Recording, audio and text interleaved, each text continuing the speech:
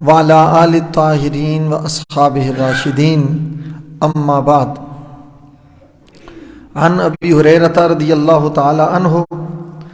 قال قال رسول اللہ صلی اللہ علیہ وآلہ وسلم من کان یؤمن باللہ والیوم الآخر فلا یؤذر جارہ ومن کان یؤمن باللہ والیوم الآخر فلیکرم ضیفہ ومن کان یؤمن باللہ والیوم الآخر فلیقل خیرا او لیصمت او کما قال علیہ الصلاۃ والسلام متفق علیہ۔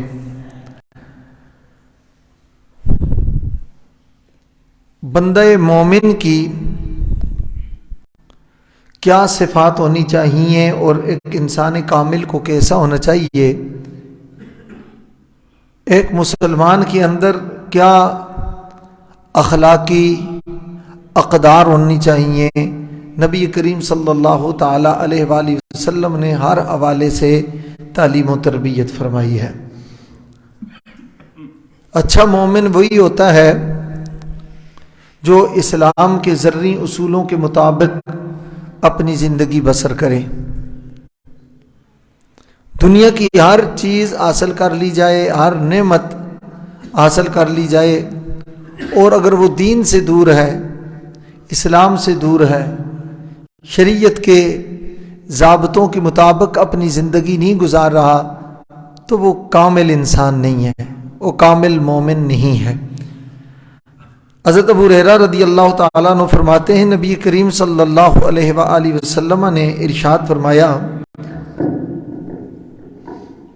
من کان یؤمن باللہ والیوم الآخر، فرمایا جو شخص اللہ پر اور قیامت کے دن پر، روز آخر پر کامل ایمان رکھتا ہے، اس کو چاہیے کہ فلا یؤذی جارہ، وہ اپنے پڑوسی کو کبھی اذیت نہ دے۔ یعنی بندہ مومن کی پہلی علامت یہ ہے کہ وہ اپنے پڑوسی کو اذیت نہیں دیتا، تکلیف نہیں دیتا، اس کے لیے پریشانی کا باعث نہیں بنتا۔ اب یہ نہیں کہ پڑوسی صرف مسلمان ہو، پڑوسی چاہے غیر مسلم ہو، غیر مومن ہو، ہے آپ کا پڑوسی تو پڑوسی کی حیثیت سے اس کے حقوق کی ادائیگی آپ پر فرض ہے۔ اور اذیت کیسے ہوتی ہے؟ یعنی اپنے گھر کا کوڑا کرکٹ اٹھا کر ان کے گھر کے آگے ڈال دیا جائے اور بے جا شور شرابہ کیا جائے، ان کا سکون برباد کیا جائے، یا ان کی پرائیویسی متاثر کی جائے، یا ایسی تکلیف کو جس کو اپنے لیے آپ پسند نہیں کرتے ان کی طرف اس تکلیف کا رخ کر دیا جائے۔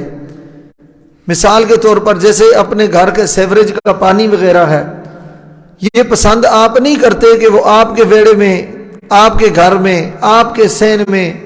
کھڑا رہے، یا آپ کے گھر کے آگے جمع ہو، آپ اس کو اپنا پانی نکال کر اس کے گھر کی طرف موڑ دیتے ہیں، اور اس کے گھر کے آگے جو ہے وہ رک جاتا ہے، اس کے راستہ خراب ہو جاتا ہے، اس کے لیے پریشانی کا باعث بنتا ہے، یہ تکلیف دینا ہے۔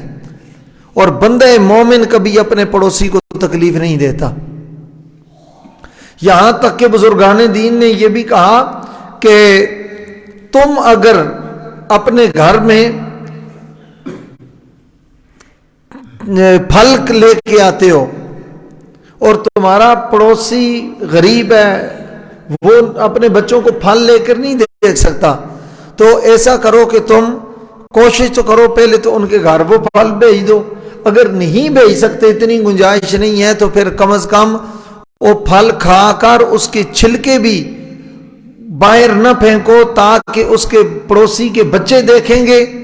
اور ان کا دل دکھے گا کہ یہ فروٹ کھا رہے ہیں اور ہمارے پاس تو کھانا کھانے کے لیے بھی پیسے نہیں ہیں۔ یعنی اتنی چیزوں کی تربیت بھی اسلام نے کی ہے۔ کوئی بندہ مومن اپنے پڑوسی کو تکلیف نہیں دے سکتا، یہ خیال رکھنا چاہیے۔ نبی پاک صلی اللہ تعالی علیہ وآلہ وسلم نے ایک روایت میں ارشاد فرمایا کہ پڑوسیوں کے اتنے حقوق بیان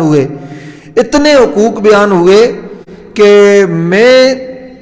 یہ سوچنے لگا کہ ایسا نہ ہو کہ ان کو وراثت میں بھی شامل کر لیا جائے، یعنی ایسا نہ ہو کہ ان کو وراثت میں بھی حصہ دار بنا دیا جائے۔ حضرت کامش رضی اللہ تعالی عنہ ایک صوفی بزرگ گزرے ہیں، کامل اولیاء کرام میں سے ہیں۔ امام غزالی رحمۃ اللہ تعالی علیہ نے مکاشفۃ القلوب میں آپ کے بارے میں لکھا ہے کہ آپ نے اپنے پڑوسی جو کرایہ دار تھے ان کی دیوار سے ایک مرتبہ مٹی کا ڈھیلا اٹھا کر اپنے ہاتھ صاف کر لیے، یعنی مچھلی کھائی یا کچھ کھانا ایسا کھایا کہ چکنائی ہاتھ کے ساتھ لگی ہوئی تھی، آپ نے ان کے دیوار سے مٹی کا ڈھیلا اٹھا کر اپنے ہاتھوں کو صاف کر لیا۔ تو کچھ دنوں کے بعد وہ پڑوسی وہ چلے گئے وہاں سے، تو آپ بہت تلاش کرتے رہے وہ کہاں گئے ہیں پتہ نہیں چلا۔ کہتے ہیں صرف یہ بات سن کر سوچ کر آپ 40 سال تک روتے رہے اور آنسو بہاتے رہے، 40 سال تک اس بات پر روتے رہے اور آنسو بہاتے رہے کہ میں نے ان کے مٹی کا ڈھیلا بغیر ان کی اجازت کے اٹھا لیا تھا۔ اب اندازہ لگاؤں جن کے یہ مقامات ہوتے ہیں تو پھر اللہ تعالیٰ ولایت کا نور پھر انہی سینوں میں رکھتا ہے۔ فرمایا وَمَنْ كَانَ يُؤْمِنُ بِاللَّهِ وَالْيَوْمِ الْآخِرِ۔ ہمارے بزرگان دین کا یہ طریقہ کار رہا ہے کہ ان کے پڑوس میں اگر کوئی غیر مسلم تھا، عیسائی تھا، ہندو تھا، سکھ تھا، ان کے اخلاق سے متاثر ہو کر، ان کے عادات و اطوار سے متاثر ہو کر، ان کے حسن معاملات سے متاثر ہو کر وہ کلمہ پڑھ کر دائرہ اسلام میں داخل ہو گیا۔ حضرت سیدنا امام اعظم ابو حنیفہ نعمان بن ثابت رضی اللہ تعالی عنہ آپ تشریف لے جا رہے ہیں تو انسان ظاہر ہے کہ طبی معاملہ ہوتا ہے، گلے میں خراش ہوئی، آپ نے گلا صاف کیا اور گلا صاف کرنے کے بعد سائیڈ پہ آپ نے تھوکا تو وہ بجائے نیچے نالی یا کہ زمین کے لگنے کے وہ جو پڑوسی تھا اس کی دیوار پر وہ تھوک لگ گئی۔ تو جب اس کی دیوار پر تھوک لگی تو امام اعظم ابو حنیفہ نعمان بن ثابت رضی اللہ تعالی عنہ نے پہلے اس کو صاف کیا، نشان تھا، پھر اس کو کھرچا، اب ظاہر دیوار پر ایک نشان پڑ گیا، کچی دیوار تھی، مٹی کی دیوار تھی، ایک نشان پڑ گیا تو آپ نے دستک دی، وہ پڑوسی باہر آیا، انہیں کہا کہ کیا بات ہے؟ آپ نے فرمایا کہ میں نے تیری دیوار کو گندا کر دیا ہے، اس کی جو زمان جس سے چٹی کہتے ہیں، تاوان سمجھ لیں، اس کا جو جرمانہ کہتے ہو تو میں دینے کے لیے تیار ہوں، میں اگر کہتے ہو تو رنگ و روغن کرا دیتا ہوں یا کوئی جرمانہ مجھ سے لے لو۔ اس نے کہا امام اعظم ابو حنیفہ مسلمانوں کا امام اور قاضی القضاء اور چیف جسٹس جس کے شاگرد ہیں، اتنا خیال پڑوسیوں کا کہ ایک تھوک دیوار پر لگی ہے، پہلے اس کو صاف کیا، کھرچا، اور اس کے بعد اب کہہ رہے ہیں کہ اس پر جو جرمانہ لگاتا ہے میں جرمانہ دینے کے لیے تیار ہوں۔ اس نے کہا آپ ذرا تھوڑے دیر کے لیے ادھر ہی کھڑے ہو جائیے۔ امام اعظم ابو حنیفہ رحمۃ اللہ تعالیٰ علیہ وہیں کھڑے ہو گئے، ذہن میں خیال آیا پتہ نہیں یہ کیا جرمانہ لگائے گا، کیا مشورہ کر کے ہو سکتا ہے، پتہ نہیں اس کی مجھے کیا جو ہے چٹی بھرنی پڑے گی۔ تھوڑی دیر لگ گئی، امام اعظم ابو حنیفہ کی شرافت اور عظمت کا اندازہ لگائیے، وہیں کھڑا ہو گیا، وہاں آپ کھڑے ہو گئے تو وہ واپس آیا۔ امام اعظم ابو حنیفہ رحمۃ اللہ تعالی علیہ کھڑے ہیں، اس کو تھوڑی دیر لگ گئی، اب جب واپس آیا تو اس کے سر کے بالوں سے اور داڑھی کے بالوں سے پانی کے قطرے نیچے ٹپک رہے تھے۔ تازہ تازہ غسل کر کے آیا، باہر نکل کے کہتا ہے مجھے کلمہ پڑھا کر اپنے نبی کا غلام بنا لیجئے، مجھے کلمہ پڑھا کر اپنے نبی کے دامن کرم سے وابستہ کر لیجئے۔ آپ نے فرمایا یہ کلمہ پڑھنے کی کیا وجہ ہے؟ انہوں نے کہا میں کافر ضرور ہوں مگر بے عقل نہیں ہوں، میں کافر ضرور ہوں مگر میں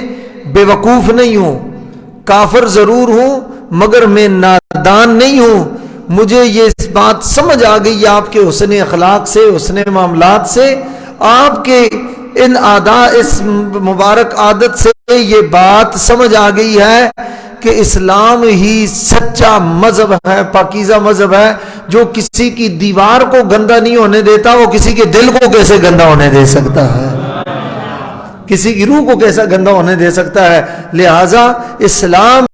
ہی وہ پاکیزہ مذہب ہے جس مذہب نے آپ جیسے لوگوں کو پیدا کیا ہے۔ مجھے بھی آپ کلمہ پڑھا کر اپنے نبی کا غلام بنا لیجیے۔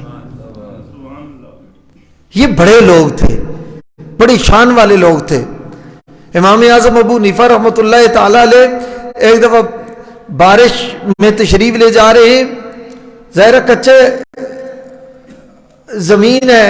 گلیاں کچی ہیں، بارش ہو آپ کو پتہ گارا بن جاتا ہے، کیچڑ بن جاتا ہے۔ تو ایک بچہ دوڑ دوڑ کے جا رہا ہے، جس طرح یہ کئی چھوٹے بچے بیٹھے ہوئے ہیں، چھوٹی عمر کا بچہ دوڑ تیزی سے جا رہا ہے۔ تو آپ نے فرمایا بیٹا آہستہ چلو پھسل جاؤ گے، آہستہ چلو سلپ ہو جاؤ گے، پھسل جاؤ گے۔ پتہ اس بچے نے کیا جواب دیا؟ تو بچہ بھی تو پھر بغداد کا رہنے والا تھا، اس نے جواب یہ دیا، ان کہا اے امام اعظم ابو حنیفہ آپ میری فکر نہ کریں، آپ اپنی فکر کریں، میں اگر پھسلا تو میں اکیلا بچہ ہی پھسلوں گا، اگر آپ پھسل گئے تو پوری امت مصطفیٰ پھسل جائے گی، پوری امت پھسل جائے گی۔ امام اعظم ابو حنیفہ رحمۃ اللہ تعالی علیہ کا یہ مقام اور یہ مرتبہ ہے۔ حضرت داتا صاحب رحمۃ اللہ تعالی علیہ آپ لکھتے ہیں کہ نبی کریم صلی اللہ تعالی علیہ وآلہ وسلم کو خواب میں دیکھا گیا، تو نبی علیہ الصلوۃ والسلام کسی شخص کو اٹھا کر خانہ کعبہ کا طواف کرا رہے ہیں، اور وہ بڑی عمر کا شخص ہے، داڑھی کے بال سفید ہیں۔ پوچھا گیا یا رسول اللہ یہ کون شخص ہے جس کو اٹھا کر آپ کعبے کا طواف کروا رہے ہیں؟ سرکار نے فرمایا ھذا امام المسلمین ابو حنیفہ، یہ مسلمانوں کا امام ابو حنیفہ ہے جس کو میں اپنے ہاتھوں پر اٹھا کر کعبے کا طواف کروا رہا ہوں۔ جن کے مقام بڑے ہوتے ہیں پھر ان کو احتیاط بھی اسی درجے کی کرنی پڑتی ہے، اور پھر بندے مومن کی یہ شان بھی ہے کہ وہ دوسروں کے عیب دیکھ کر وہ اعلان نہیں کرتا پھرتا، پردہ پوشی کرتا ہے۔ ہمارے ہاں اب یہ مزاج ہے کسی کا عیب ہاتھ تو لگے نہ، ہمارے کسی کی کمزوری ہاتھ تو لگے، پھر دیکھیں کس مقام پر ہم اس کو بلیک میل کرتے ہیں، کس جگہ ہم اس کو شرمندہ کرتے ہیں۔ ہاتھ ہمارے کسی کی کمزوری لگ کے تو دیکھے، کوئی عیب اس کا ظاہر تو ہو کے دیکھے۔ کبھی چوکوں میں بیان ہوتا ہے، کبھی چوراہوں میں بیان ہوتا ہے، کبھی تھڑوں پہ بیان ہوتا ہے، کبھی ہوٹل میں بیان ہوتا ہے، کبھی جناب پارکوں میں بیان ہوتا ہے، کبھی جرگوں میں بیان ہوتا ہے۔ اور یہ اتنا ہے میں جانتا ہوں، یہ جتنا کچھ دھلا ہوا ہے میں جانتا ہوں، مجھ سے اس کے ٹول پول نہ کھلوانا۔ کیسے یعنی ہم کسی کی کمزوری مل جائے تو کس طرح اس کو اچھالتے ہیں، پگڑی اچھالتے ہیں، رسول اللہ صلی اللہ علیہ وسلم کے اس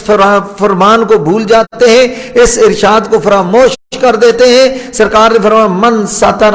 مؤمنا سترہ اللہ یوم القیامہ، فرمایا جو کسی مومن میں عیب دیکھ کر، کمی دیکھ کر، گناہ دیکھ کر، کوئی کمزوری اور کجی اور کوتاہی دیکھ کر اس پر پردہ ڈال دیتا ہے، اس کو رسوا نہیں کرتا، فرمایا اللہ اس بندے کے عیبوں پر پردہ ڈال کر اس کو میدان محشر میں رسوا ہونے سے بچا لے گا۔ اور وہاں پھر آپ کو پتہ ہے حضرت آدم علیہ السلام سے لے کر رسول اللہ صلی اللہ علیہ وسلم تک 1,24,000 کم و بیش انبیاء کرام، تمام صحابہ کرام، تمام آل بیت اطہار، تمام بزرگان دین، تمام رسولوں نبیوں کی امتیں، اور اس امت کا ایک فرد، پھر جناب پھر اپنے اعمال جو تنہائی میں کیے ہیں وہ بھی پڑھنے پڑیں گے، جو پوشیدہ کیے ہیں وہ نامہ اعمال میں پڑھنے پڑیں گے، اور سارے انبیاء سن رہے ہوں گے، سارے بزرگان دین سن رہے ہوں گے۔ آج جن سے ہم شرمندہ ہوتے ہیں کہ ہماری کمزوری کوئی نہ دیکھ لے، وہاں سارے نبی، ساری امتیں دیکھ رہی ہوں گی، اور نامہ اعمال وہاں پڑھا جا رہا ہوگا۔ رسول اللہ نے فرمایا کہ اگر چاہتے ہو وہاں رسوائی نہ ہو، ذلت نہ ہو، تمہارے عیب کسی پر آشکار نہ ہو، اور تمہارے گناہ کسی پر ظاہر نہ ہو۔ من ستر مومنا سترہ اللہ یوم القیامہ، مومنوں کے، مسلمانوں کے گناہ دیکھ کر ان کو چسکے لگا کر بیان نہ کیا کرو، ان پر پردہ ڈال دیا کرو، اللہ کل تمہیں میدان محشر میں رسوا ہونے سے بچا لے گا اور تمہارے گناہوں پر پردہ ڈال دے گا۔ فرمایا ومن کان یؤمن باللہ والیوم الآخر فلیکرم ضیفہ، جو اللہ پر اور آخرت کے دن پر ایمان رکھتا ہے اسے چاہیے کہ وہ مہمان کی عزت کرے۔ مہمان آ جائے دل تنگ نہ کرے، ماتھا میلا نہ کرے، مہمان کی عزت کرے۔ مجھے اچھے طریقے سے یاد ہے، میں گلستان مہر علی جامعہ رضویہ ضیاء العلوم میں پڑھتا تھا، یہ 1997-98 کی بات ہے۔ میں اپنے گاؤں سے بہت دور ایک گاؤں میں تراویح کی نماز پڑھانے کے لیے جاتا تھا۔ آئی تو آپ کے دروازے پر مسجدوں کی سہولتیں ہیں، تو بڑا لمبا سفر کر کے تقریباً گھنٹہ ڈیڑھ لگ جاتا تھا، اور وہ پہاڑی علاقہ، جنگل کا راستہ اور اندھیرا، کافی دور سفر کر کے جاتا، اور پھر ظاہر ہے رات کو تنہائی میں آنا کئی دفعہ مشکل ہوتا، تو وہیں رک جاتا۔ تو ہمارے ایک عزیز رشتہ دار تھے، تو کبھی ان کے پاس رک جاتا تو مجھے یہ چیز محسوس ہوتی کہ میں آپ کے پاس رکتا ہوں کہ بوجھ نہ بن جاؤں۔ وہ دنیا سے چلے گئے، اللہ تعالیٰ ان کی بخشش و مغفرت فرمائے۔ ان کا جملہ آج تک مجھے یاد ہے، وہ فرماتے ہم نے آپ علماء سے ہی سنا ہے کہ اللہ نے ازل سے جس کا رزق آپ کے ساتھ لکھ لیا ہے، اس نے دنیا میں اپنا رزق آپ سے الگ کرنا ہے، دنیا میں اس نے رزق آپ سے حاصل کرنا ہے۔ فرمایا کہ جب آپ نے رزق اپنا الگ کرنا ہے تو اس سے بہتر ہے کہ ہم آپ کو تلاش کریں، آپ کو ڈھونڈیں، اور تلاش کر کے پتہ نہیں آپ کہاں ملیں، کس جگہ ہوں، وہاں رزق آپ تک آپ کا پہنچائیں۔ یہ تو آپ کی مہربانی ہے کہ آپ ٹائم بھی نکالتے ہیں اور اتنے دور سے سفر کر کے اپنا رزق خود ہم سے الگ کرنے کے لیے خود تشریف لے آتے ہیں۔ اب دیکھیے یہ ظاہری طور پر ہم کیسی ایک بات ہے، وہ آج تک میرے ذہن میں ہے، جب کبھی میں بیان کرتا ہوں تو وہ مجھے یاد آتے ہیں۔ وہ چلے گئے، اللہ تعالیٰ ان کی بخش و مغفرت فرمائے، درجات بلند فرمائے۔ تو مہمان کو بوجھ نہیں سمجھنا چاہیے، مہمان اپنا رزق اپنے ساتھ لاتا ہے۔ اب یہ بات بھی نہیں کہ جس طرح کسی کے پاس مہمان گیا تو شیخ صاحب اس سے پوچھنے لگے ہم نے سنا ہے کہ رزق اپنے ساتھ لاتا ہے، تو آپ نے جو ساتھ لایا ہے وہ کہاں رکھا ہے، دیں تاکہ ہم بھی اس سے کچھ اپنا حصہ وصول کر سکیں۔ ایسی بات نہیں ہے، وہ رزق ظاہری طور پر تھیلا بھر کر ساتھ نہیں لاتا، وہ روحانی طور پر ساتھ لے کے آتا ہے۔ ٹھیک ہے، تو سرکار نے فرمایا کہ اکرام الضیف اکرام اللہ تعالی، جو مہمان کی عزت کرتا ہے وہ ایسے ہی ہے جیسے وہ رحمان کی عزت کرتا ہے، یعنی وہ اللہ کی عزت کرتا ہے۔ آپ اللہ کی رضا کے لیے مہمان کے آنے پر ماتھا میلا نہیں کرنا چاہیے، دل تنگ نہیں کرنا چاہیے، اور وہ کھانا جس کھانے میں آپ کا کوئی مہمان شریک ہو اور مہمان آپ کے ساتھ بیٹھ کر دسترخوان پہ کھانا کھاتا ہے، اس کھانے کا قیامت والے دن آپ کو حساب نہیں دینا پڑے گا، ورنہ ایک ایک لقمے کا حساب ہوگا، ایک ایک نوالے کا حساب ہوگا۔ مہمان جس میں شریک ہو جائے تو اس کھانے میں کوئی حساب نہیں ہوگا۔ یہ برکت ہوتی ہے، جس دسترخوان پر مہمان آتے ہیں اس دسترخوان پر اللہ کی رحمتیں اترتی ہیں، اس گھر میں اللہ تعالیٰ کی برکتیں نازل ہوتی ہیں۔ تو لہٰذا مہمان کے آنے سے دل میلا نہیں کرنا چاہیے، بلکہ ایک روایت میں یہاں بھی آتا ہے کہ یوں تو اس کو سرکار دو عالم صلی اللہ علیہ وسلم کی طرف منسوب کیا ہے، مگر جب یقین نہ ہو میں اس کو حدیث نہیں کہتا۔ تاہم اتنا ہے کہ ایک صاحب تھے، ان کے پاس اکثر مہمان آتے تھے، تو خواتین بسا اوقات عجیب مزاج کی ہوتی ہیں، اور وہ تنگ بھی آ جاتی ہیں اتنے مہمانداری کر کے. تو اس نے بڑا شکوہ کیا, انہیں کہا آپ ہر روز کوئی نہ کوئی مہمان لے آتے ہیں, لائن لگی ہوئی ہے, میں تو بڑی تنگ آ گئی ہوں, لہٰذا آئندہ کوئی مہمان آئے تو آپ نے خود ہی کرنا ہے, میں نے نہیں پکانا. تو وہ بزرگوں کے پاس اس کو لے کر گئے, انہوں نے کہا کہ میں اپنے چند ساتھیوں سمیت تمہارے گھر کھانا کھانے کے لیے آؤں گا. تو وہ جب کھانا کھانے کے لیے آئے تو اٹھ کے نکلے تو عجیب معاملہ دیکھا کہ گھر سے بیماریاں, دکھ, تکلیفیں, پریشانیاں, درد, الم اور جتنی مصیبتیں تھیں وہ کچھ مجسم صورتوں میں, جس طرح بلائیں ہوتی ہیں اس طرح یہ بچھو ہوتے ہیں, اس طرح کی صورت میں وہ گھر سے باہر نکل رہی تھی. اور وہ عورت یہ منظر دیکھ کر بے ہوش ہو گئی. تو بعد میں جب ہوش آیا پوچھا گیا کہ یہ کیا ہے, تو ان بزرگوں نے پیغام بھیجا, کہا میں تمہیں یہی دکھانا چاہتا تھا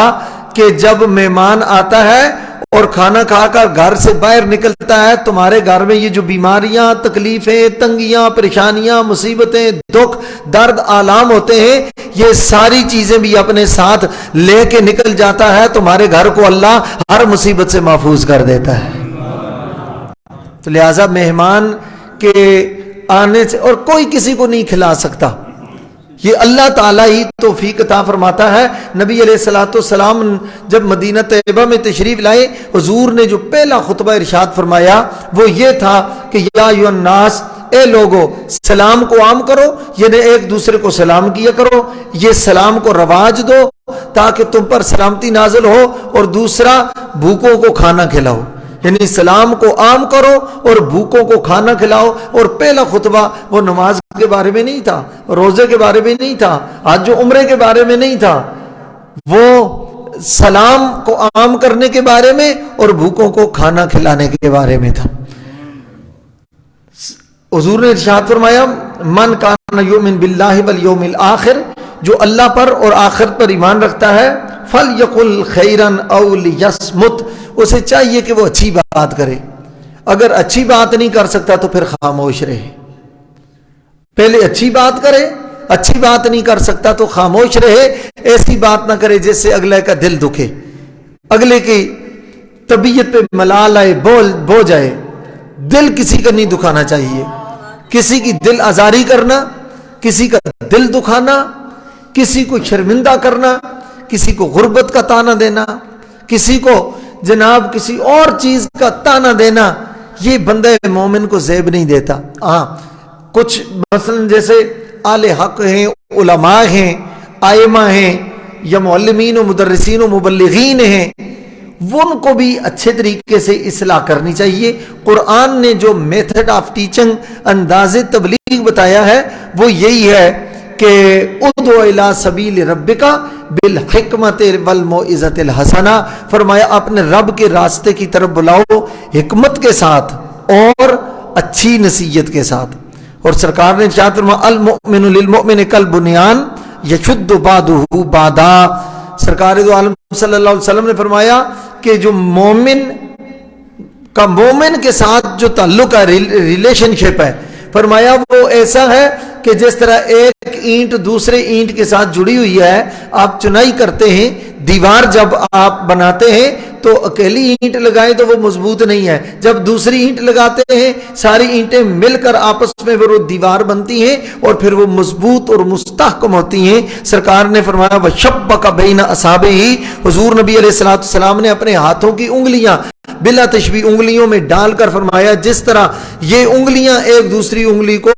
مضبوط کر رہی ہیں, اسی طرح بندہ مومن کی یہ مثال ہے کہ مومن آپس میں ملتے ہیں تو ان کی قوت میں اضافہ ہوتا ہے. وہ آپس میں ایک دوسرے کے لیے دیوار کی مانند ہیں اور ایک دوسرے کو مضبوط کرتے ہیں. حضرت انس رضی اللہ تعالیٰ عنہ راوی ہیں, رسول اللہ صلی اللہ علیہ وسلم نے ارشاد فرمایا لا یؤمن احدکم حتی یحب لأخیہ ما یحب لنفسہ, او کما قال علیہ الصلوۃ والسلام, فرمایا کوئی شخص اس وقت تک کامل مومن نہیں ہو سکتا جب تک وہ اپنے مومن بھائی کے لیے وہی پسند نہ کرے جو اپنے لیے پسند کرتا ہے. اپنے لیے تو بندہ اچھی چیز پسند کرے,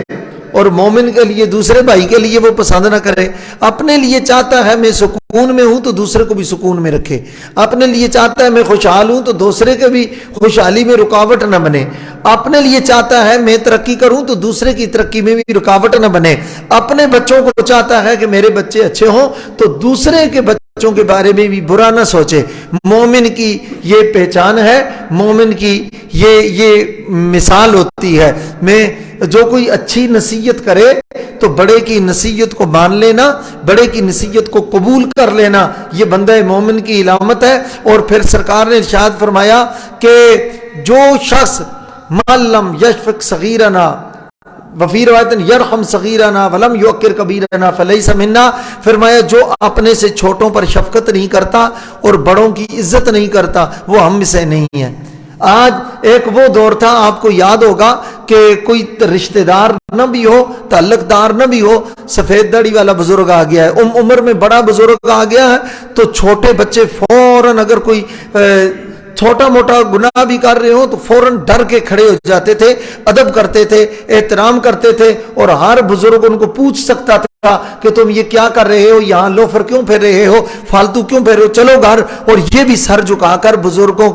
کی بات سن کر عمل کرتے تھے, کیونکہ یہ ایک حیا کا دور تھا, ایک ادب کا دور تھا. اور آپ چھوٹے چھوٹے بچوں کو کوئی اگر ادب کی بات سکھاؤ, پیار اور محبت کی اخلاق کی بات سکھاؤ تو آگے سیدھے ہو کے کہتے ہیں کیوں ہمارے گھر آٹا آپ بھیجتے ہیں, ہمیں کھانا آپ بھیجتے ہیں, ہم آپ کے گھر سے کھاتے ہیں. یہ اسلام کے آداب نہیں ہے, یہ اخلاقیات, یہ اسلام کا طریقہ کار ہے. بندہ مومن کی پہچان یہ ہے کہ بڑا ہو تو وہ ہر چھوٹے پر